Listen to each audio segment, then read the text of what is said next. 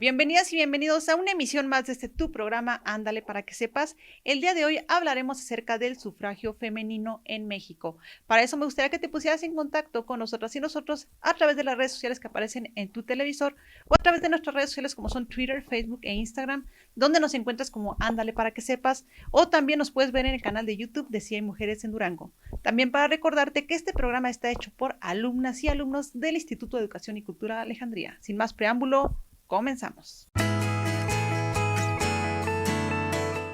En este tu programa, Ándale para que sepas, hablaremos sobre el sufragio femenino, que hace referencia a la lucha por obtener las reformas legales necesarias que contemplarán en los diversos países del mundo el derecho de las mujeres a votar y a ser votadas, es decir, a ser elegidas para desempeñar cargos públicos. Además, se vincula con la lucha histórica feminista por el reconocimiento al ejercicio pleno de los derechos cívicos y políticos de las mujeres, incluido el derecho a la educación, a la propiedad y al acceso a la justicia, ya que el reconocimiento del derecho al voto no implicó por sí mismo el que las mujeres pudieran ejercer realmente todos estos derechos constitucionales. Pero no te cuento más, te invito a quedarte conmigo y mis compañeras a conocer más sobre este tema. Continuamos. Esta paridad electoral llevará a que las mujeres tengan mayor poder de decisión en los partidos políticos, a que se tomen decisiones más compartidas en cuestiones vinculadas con toda la población. La paridad de candidaturas ayudará a eliminar la exclusión estructural de las mujeres en la sociedad. Ana Güemes, representante en México de la ONU Mujeres en el año de 2014. El 3 de julio de 1955, en México, las mujeres emitieron por primera vez su voto, hecho que implicaba uno de los mayores reconocimientos a sus derechos. En el año de 1923, en México se celebró el primer Congreso de la Liga Panamericana de Mujeres. A él asistieron más de 100 delegadas de todos los estados del país, entre quienes se encontraban las dirigentes feministas más importantes del momento, como Luz Vera, Margarita Robles de Mendoza, Matilde Montoya, Columba Rivera y Julia Nava de Ruiz Sánchez, entre otras. Este encuentro resolvió enviar al Congreso de la Unión una petición de igualdad de derechos políticos para hombres y mujeres. Así, para fines de aquella década, la cuestión del sufragio femenino pasó a formar parte de la agenda de los partidos políticos. En 1937, durante el gobierno de Lázaro Cárdenas, se lanzó la iniciativa de reforma al artículo 34 de la Constitución Política de los Estados Unidos Mexicanos. En ella, se solicitó por primera vez el derecho a la mujer para votar y obtener cargos de elección popular. Dicha iniciativa fue aprobada por ambas cámaras, de senadores y de diputados. Pero en la última fase del proceso legislativo no se hizo la declaratoria de reforma constitucional, como indica el artículo 135, y la cuestión quedó en el aire. Años después, el 6 de abril de 1952, más de 20,000 mujeres se agruparon en el Parque 18 de Marzo de la Ciudad de México, exigiendo al entonces candidato presidencial Adolfo Ruiz Cortines que hiciera cumplir su gran promesa de plasmar en la Constitución el derecho de las mexicanas a votar y ser electas. El 17 de octubre de 1953, Adolfo Ruiz Cortines, ya presidente de la Nación, publicó en el Diario Oficial de la Federación un decreto donde anunciaba la promulgación de las reformas constitucionales, otorgando a las mujeres el derecho a votar y ser votadas para puestos de elección popular. Sin embargo, y es importante destacarlo, a pesar de este gran avance, pasaron años antes de que el sufragio femenino se viera realmente proyectado en las elecciones de mujeres, candidatas para cargos federales. Las primeras sufragadas fueron Aurora Jiménez de Palacios, el 4 de julio de 1954, como primera diputada federal en la historia de México por el estado de Baja California. A María Lavalle Urbina por Campeche y Alicia Arellano Tapia por el estado de Sonora, ellas como primeras senadoras electas el 4 de julio de 1964. Y Griselda Álvarez en Colima, siendo la primera gobernadora en 1979. Con el paso del tiempo, se fueron creando diversas instituciones para brindar apoyo a las mujeres. Un ejemplo es el Instituto Nacional de las Mujeres, área prioritaria para la toma de decisiones. La participación femenina en la vida política del país ha contribuido a la consolidación de la democracia. Su presencia en ámbitos de toma de decisiones, tanto públicos como privados, es condicionante del mejoramiento de los niveles de vida sociales y económicos, y en el proceso general del desarrollo de las mujeres a favor de la igualdad y la equidad de género. La reforma político-electoral en materia de paridad entre géneros. Mi nombre es Leisuri Contreras. Continuamos. Hola, ¿qué tal? El pasado 17 de octubre se conmemoró que ese día, en 1953, se publicó en el periódico oficial de la Federación la reforma constitucional que otorga a las mujeres mexicanas la plenitud de derechos civiles y políticos. En su artículo 34 dice: son ciudadanos de la República Mexicana los varones y las mujeres que, teniendo la calidad de mexicanos, reúnan además los siguientes requisitos: haber cumplido 18 años siendo casados o 21 si no lo son. Y 2, tener un modo honesto de vivir. Es importante mencionar que a partir de 1969 entra en vigor una reforma a este mismo artículo constitucional que contempla que se es mayor de edad a los 18 años sin importar el estado civil. Siendo presidente de la República don Adolfo Ruiz Cortines, y después de muchos años de lucha, las mujeres mexicanas pudieron votar y ser elegidas, después de 60 años en que se había logrado en Nueva Zelanda y 26 años que se había logrado en Uruguay, que fue el primer país de América Latina en haber logrado el voto de las mujeres. El 3 de julio de 1955, las mujeres mexicanas acudieron a votar para elegir diputadas y diputados federales para la 43 legislatura de 1955-1958. La primera en depositar su voto fue doña María Izaguirre de Ruiz Cortines, y resultaron electas Remedios Albertina Ezeta por el Estado de México, Margarita García Flores por Nuevo León, Guadalupe Ursúa Flores por Jalisco y Marcelina Galindo Arce por Chiapas. En nuestro estado, siguiendo con la política nacional, la 44 legislatura aprobó las reformas a la Constitución del Estado, por medio de las cuales se otorga a las mujeres duranguenses amplios derechos cívicos, igual que al hombre. La legislatura, dice la crónica, respalda a Ruiz Cortines, nunca se dice que a las mujeres. Se establece en Durango una comisión coordinadora para unificar a las mujeres, en donde participan las activistas Aniceta Cárdenas, María Pizarro Caravantes, María Dolores Palacios Ibarra, Sofía Hernández Rojas y María de Jesús Cánfer de Aragón. Como resultado de esta reforma, accede al Congreso Estatal en 1954 la primera mujer, la profesora Ángeles Mena, 1954-1956. Ahí la legislatura duraba solamente 2 años. También se considera que Ángeles Mena es la primera en el país que funge como diputada en algún estado de la República. También la diputada suplente fue la profesora Guadalupe Camacho, viuda de Barba. Cabe mencionar que en 1954 también se tuvo la primera diputada federal, producto de las elecciones extraordinarias del recién constituido estado de Baja California. Ella fue Aurora Jiménez. Gracias, las espero y los espero la próxima semana. Que voten las viejas. Estas fueron unas de las primeras frases a las que mujeres tuvieron que escuchar y trabajar arduamente en el proceso de la transformación del lenguaje. ¿A qué nos ha llevado este suceso tan determinante y contundente como lo es el sufragio femenino? Nos ha permitido a las mujeres reconocernos como personas con capacidad de participación, de presencia, de control, de dominio y fuerza sobre la propia existencia y sus circunstancias.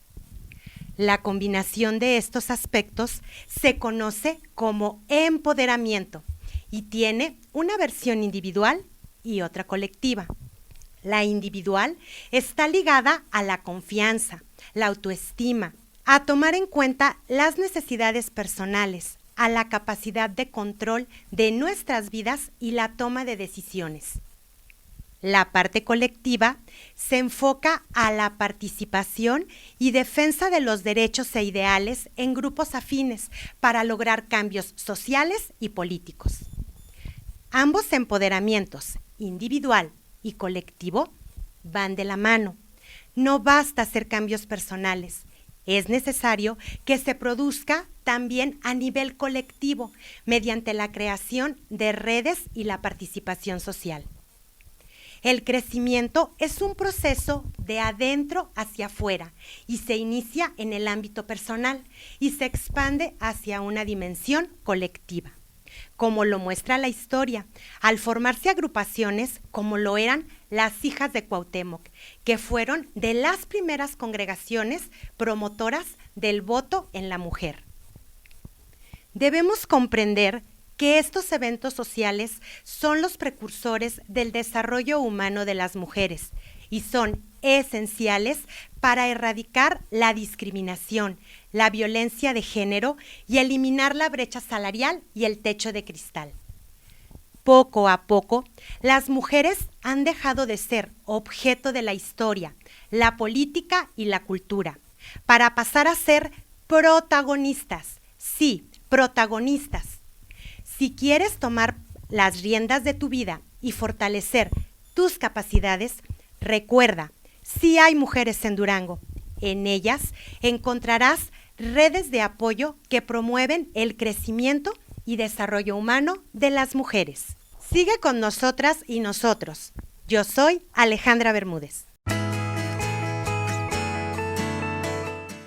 El voto femenino tardó en conseguirse porque se pensaba que las mujeres no tenían capacidades para participar en la política y que ellas solo pertenecían a los asuntos domésticos porque tenían otro tipo de racionalidad. Pero los cambios se fueron dando cuando la Organización de las Naciones Unidas hizo un llamado a los países para que les reconocieran sus derechos políticos. En el caso de México, que es un país democrático, estaba más que justificada la llamada de atención, porque si más de la mitad de su población no participaba en la toma de decisiones, ¿cómo es que existía la democracia? Pero ya desde 1884 y 1887, en México se venían dando manifestaciones a favor del voto femenino, y las principales se realizaron cuando por primera vez en una publicación feminista llamada Violetas de la Náhuac, fundada y dirigida por Laureana Wright González, se exigió el sufragio y la igualdad de oportunidades de las mujeres con los hombres. Fue así que hasta 1953 se realizó una reforma al artículo 34 constitucional de nuestro país para que las mexicanas gozaran de la ciudadanía plena, y entonces se autorizó la participación de las mujeres como votantes y candidatas en todos los niveles electorales. Pero a partir de esa fecha todavía tuvieron que pasar 5 años más para que las mujeres pudieran acudir a votar en las urnas para elecciones presidenciales. Esto en julio de 1958, cuando Adolfo López Mateos llegó a la presidencia. Como todas y todos sabemos, vivimos en un país democrático y las democracias son los sistemas que mejor pueden representar los múltiples intereses de la ciudadanía. Y el voto es el principal ejercicio para cada ciudadana y ciudadano. En este sentido, aún hay temas que resolver sobre igualdad y equidad política. El voto femenino significó reconocer a las mujeres como ciudadanas, como personas con voz importantes en los asuntos políticos de nuestro país, pero queda mucho por hacer, porque una cosa es tener nominalmente el voto y otra el trato que se nos da en comparación a los hombres como personas y ciudadanas. Mi nombre es Diana Lara, continuamos. ¿Crees que has perdido la oportunidad de seguir estudiando? El Instituto de Educación y Cultura Alejandría tiene más oportunidades para ti, ofreciendo las licenciaturas en Seguridad Pública, Comunicación Social y Derecho. Contamos con las colegiaturas más accesibles y horarios flexibles. También ofrecemos las maestrías en Derecho Constitucional y Amparo, innovación educativa y comunicación social. No lo pienses más, únete a la manada, comunícate con nosotros y nosotras.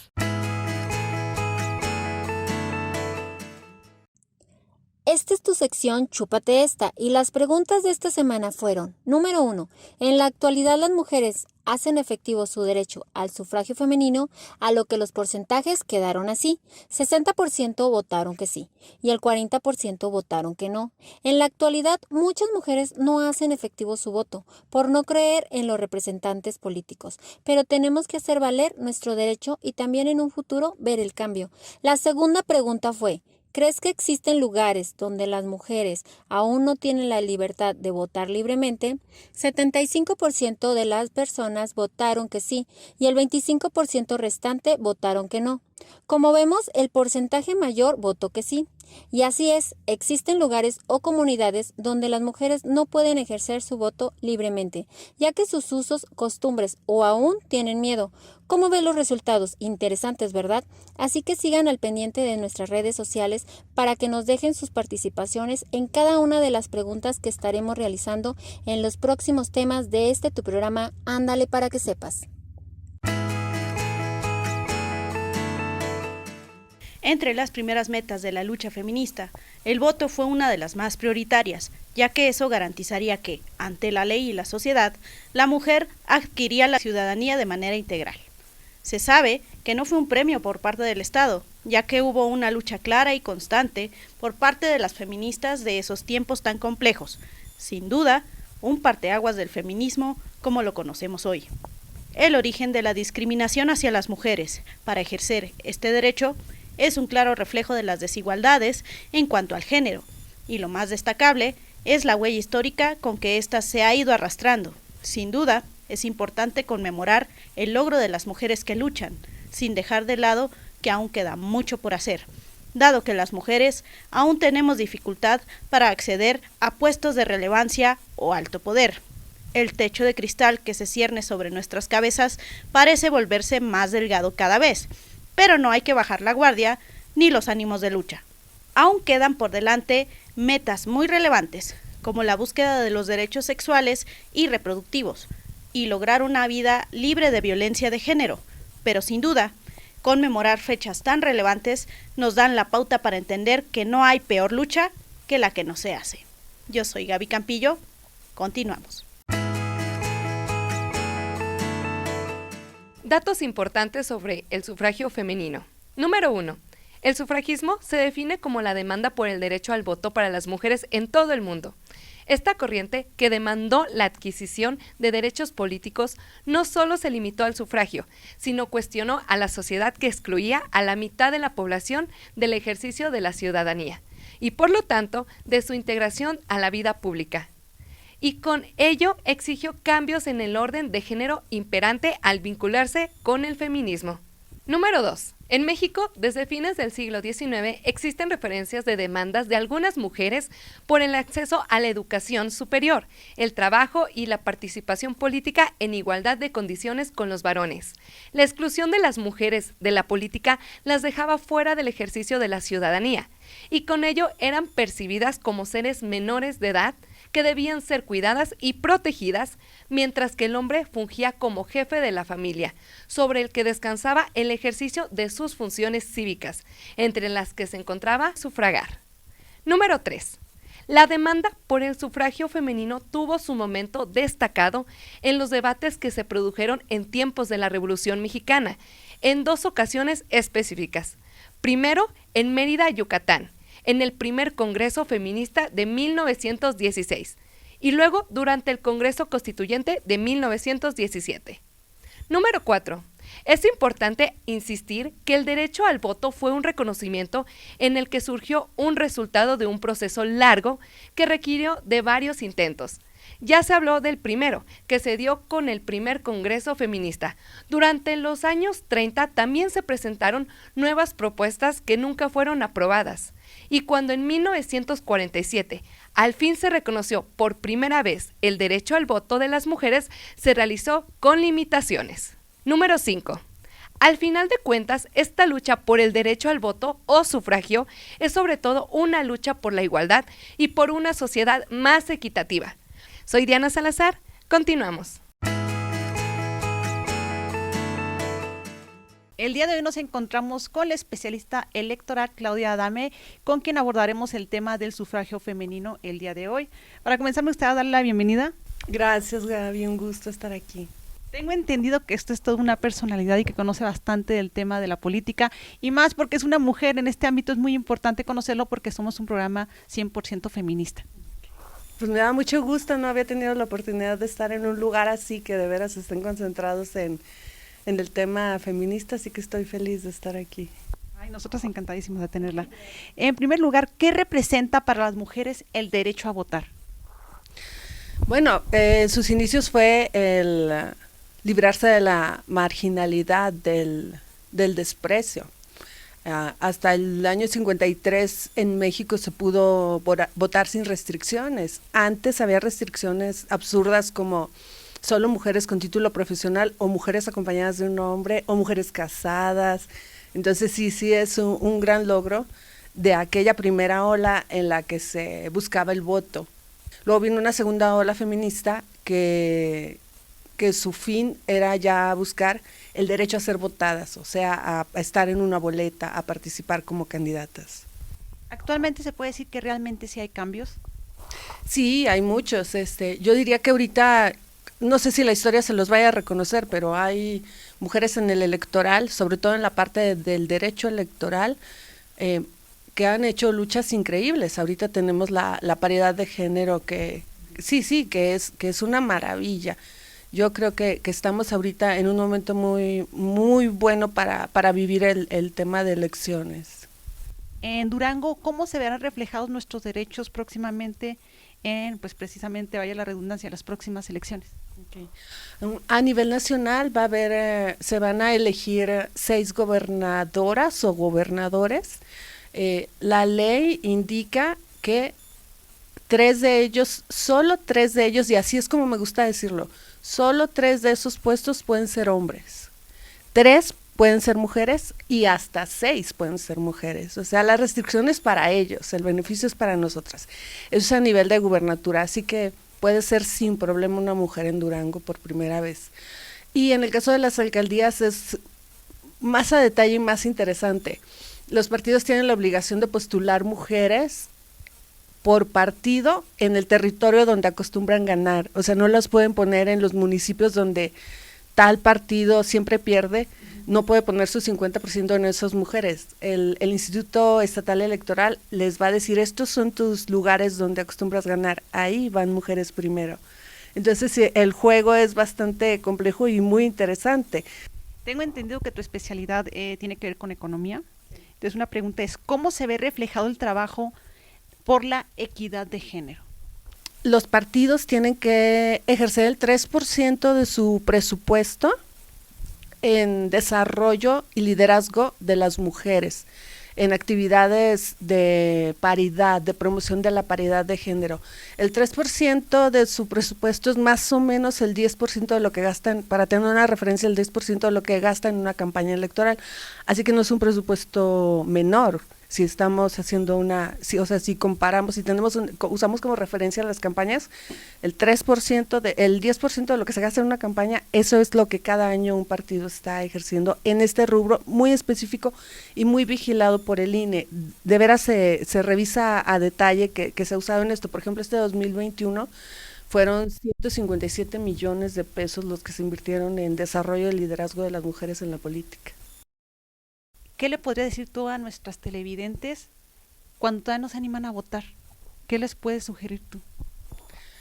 Ay, es triste, no me gusta pensar que existen mujeres que no están votando porque la lucha ha sido muy larga, no solo de las iniciadoras, sino, como lo decía hace un momento, de las mujeres que vienen ahorita, ellas trabajan día con día vigilando que se cumpla una acción afirmativa, que se cumpla una ley, que si ya encontraron los políticos o los partidos la forma de sacarle la vuelta, taparles ese hueco. O sea, hay mucha gente trabajando con el día a día para que ustedes tengan esta oportunidad, este derecho, para que lo ejerzan, para que tengan también la oportunidad de ser votadas, para que se animen a estar en una boleta, para que exijan su derecho a estar en una posición de elección.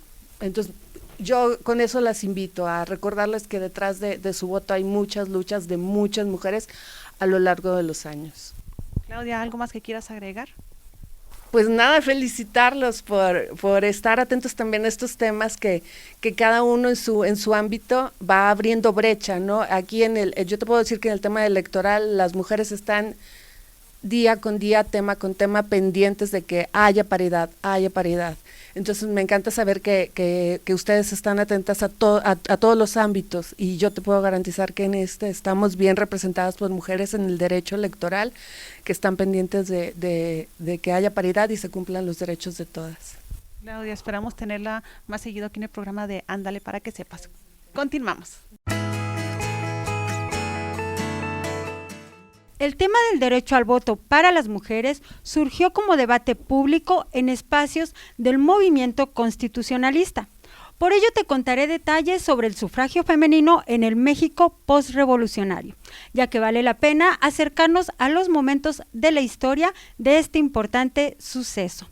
Las posibilidades, los riesgos y los límites se discutieron insistentemente en reuniones feministas, y se trató en el Congreso Constituyente de 1916-1917.